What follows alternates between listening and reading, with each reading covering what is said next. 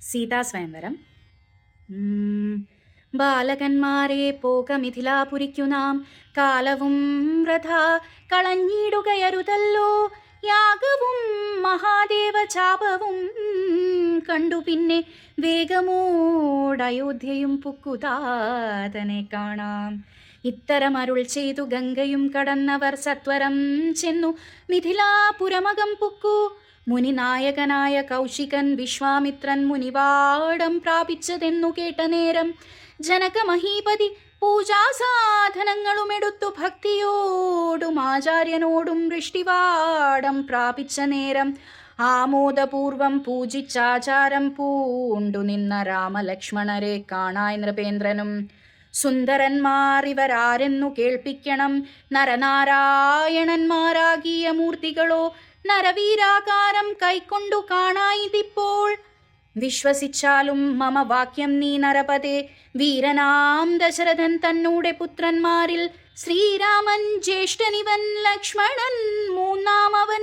എന്നുടെ യാഗം രക്ഷിച്ചിടുവാൻ ഇവരെ ഞാൻ ചെന്നു കൂട്ടിക്കൊണ്ടു പോന്നീടിനേനിതു കാലം.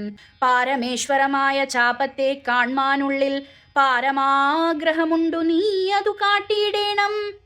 ചന്ദ്രശേഖരനുടെ പള്ളിവിൽ കണ്ടു രാമചന്ദ്രനും ആനന്ദം ഉൾക്കൊണ്ടു വന്ദിച്ചിടിനാൻ.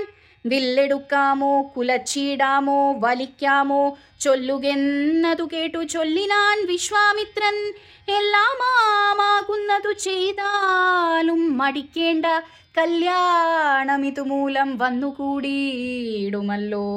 മന്ദഹാസവും പൂണ്ടു രാഘവൻ അതു കേട്ടു മന്ദം മന്ദം പോയി ചെന്നു നിന്നു കണ്ടിതു ചാപം. ജ്വലിച്ച തേജസ്സോടുമെടുത്തു വേഗത്തോടെ കുലച്ചു വലിച്ചുടൻ മുറിച്ചു ജിതശ്രമം.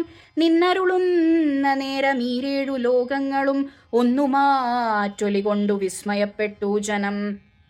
സ്വർണവർണ്ണത്തെ പൂണ്ട മൈഥിലി മനോഹരി സ്വർണഭൂഷണങ്ങളും അണിഞ്ഞു ശോഭയോടെ, സ്വർണമാലയും ധരിച്ചാദരാൽ മന്ദം മന്ദം അർണോജ നേത്രൻ മുമ്പിൽ സത്രവം വിനീതയായി വന്നുടൻ നേത്രോൽപലമാലയുമിട്ടാൾ മുന്നേ. പിന്നാലെ വരണാർത്ഥമാലയുമിട്ടിടിനാൾ. മാലയും ധരിച്ചു നീലോൽപല കാന്തി നേടും ബാലകൻ ശ്രീരാമനും ഏറ്റവും വിളങ്ങിനാൻ.